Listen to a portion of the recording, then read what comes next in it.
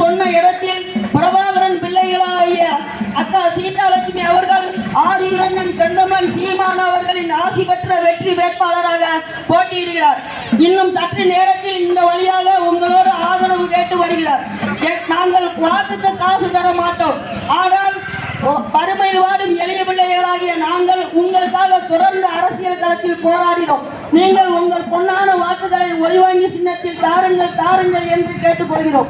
இதுவரை தமிழ் தேசிய அரசியல் களத்தில் ஒவ்வொரு தேர்தலிலும் ஒவ்வொரு சின்னத்தில் போட்டியிடும் ஒரே கட்சி நாம் தமிழர் கட்சி தான்.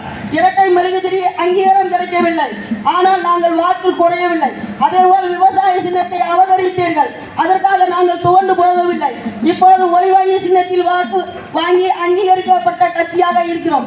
இன்றைக்கு ஆளும் கட்சியாக இருக்கும் கட்சியாக இருந்தாலும் சரி, எதிர்கட்சியாக இருந்த கட்சியாக இருந்தாலும் சரி, தனித்து ஒரு சின்னத்தில் போட்டியிட்டு அதிக வாக்கு சதவீதம் வச்சிருக்கும் ஒரே கட்சி நாம் தமிழர் கட்சி. அங்கீகரிக்கப்பட்ட மாநில கட்சியாக இன்றைக்கு தொடர்ந்து அரசியல் களத்தில் தனித்து களமாடும் கட்சி நாம் தமிழர் கட்சி. ஆதிரண்ணன் செந்தமன் சீமான் அவர்களின் ஆசி பெற்ற பொன்னான வேட்பாளர்